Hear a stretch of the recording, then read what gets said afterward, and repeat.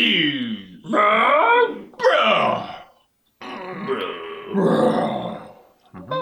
On today's episode, we have Arrogant Bastard. Yeah. Who remembers them?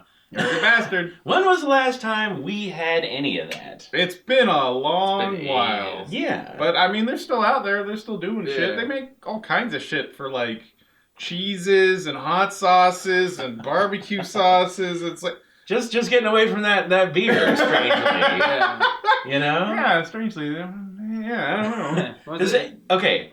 I remember having a lot of this at one very short period in my history. Uh-huh.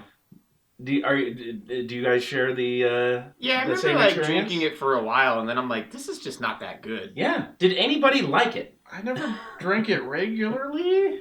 Yeah, it's like I bought like a couple of bombers and was like, okay, this is pretty good because it gets you fucked up, and I'm never buying it again. Yeah. But it was just something you did because it was new at the time. It's It was kind of like right at the height of the, like, oh, here's all these crazy beers from these other places, instead of like, oh, I got Budweiser. And everybody did it, and you did it too, and then you ended up watching Friends. Yeah, exactly. But hey, You know? if they're a different thing that was out there starting the trend of, Yeah, it was... What trend did they start? I don't think they started it, but there was somebody pushing it, which is good. Yeah, right? it was like, What were they? it was Rogue, Arrogant Bastard... Red Hook at that time, Red probably. Hook and stuff. They were all kind of like doing that, like, hey, you know what? Like, you can have like a craft beer, and it actually be reasonably affordable. You're not having to like go to the brewery specifically to get these things, and like, yeah, they were all kind of part of that. Like, Widmer kind of came out at that point in time. It's like bands, like the first group of bands that push a new style of music. They're never really that great, but they're like the ones that started it, so this is like the audio slave of beer. Yeah. That's what you're saying. You owe them a little bit. But that doesn't mean they're not... It's like, I remember them fondly, but not because of the music. Yeah, they're a little rough around the edges, is all I'm saying. Audio slave, man. Alright. And it's coming in at 7.2% ABV. Yes, sir. Let's get into the lore, the deep lore of Arrogant Bastard Ale. Here, huh? I'm just going to put a timer on the screen so you can see how long it takes me to read this fucking thing. We need a big armchair and a cozy fireplace and a robe and a pipe you should get the pipe and... Yeah. All right, Arrogant Bastard Ale, Act 1. Arrogance. Noun. The act or quality of being arrogant, haughty. Yeah. Undue assumption. Overbearing conceit. They put the fucking definition. What dictionary did they pull that from, huh? This that Webster? is an aggressive beer. You probably won't like it. Is that what it says? Well, at least, they're clear and open with you. They're honest. You shouldn't have bought this. That's the next line. It's an arrogant ale, but it's an honest ale. It is quite doubtful that you have the taste or sophistication to be able to appreciate an ale of this quality and depth. We would suggest... I'm saying high quality. We would suggest that you stick to safer and more familiar territory, maybe something with a multi-million-dollar ad campaign aimed at convincing you it's made in a little brewery, or one that implies that their tasteless yet fizzy yellow beer will give you more sex appeal. Is this beer can negging me right now? It is. Perhaps you think multi-million-dollar ad campaigns make a beer taste better. Perhaps you're mouthing your words as you read this. Perhaps you're mouthing... At Arrogant Brewing, we believe that pandering to the lowest common denominator represents the height of tyranny. Intermission. A virtual form of keeping the consumer barefoot and stupid. Brought forth upon an unsuspecting public in 1997, Arrogant Bastard Ale openly challenged the tyrannical overlords who were brazenly attempting to keep Americans chained in the shackles of poor taste.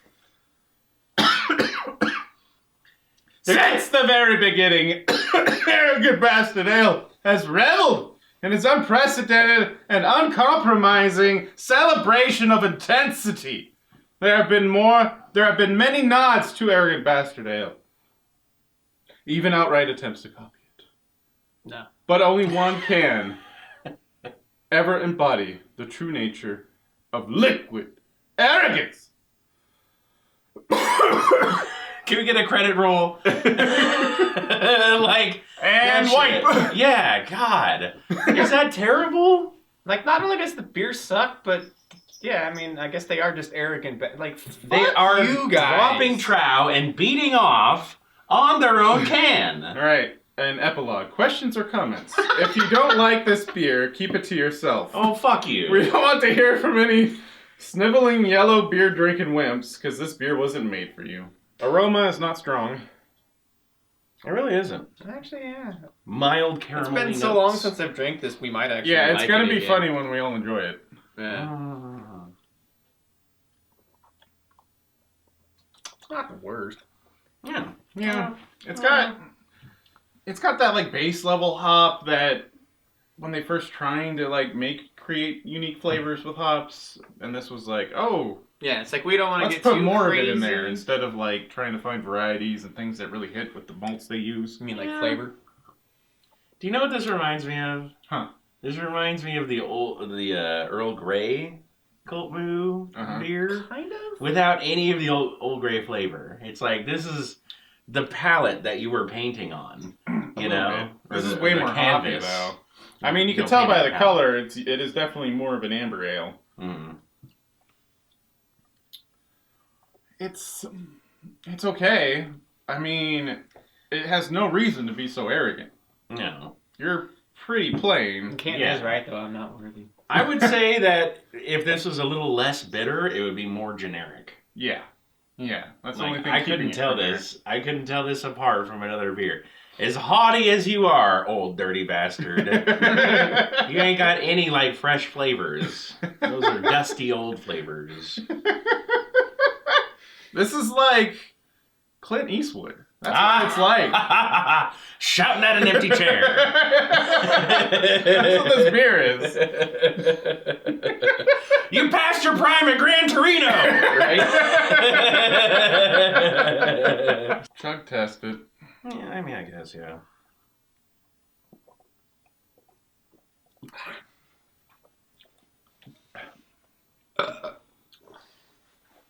Let's see here. Where's that glass?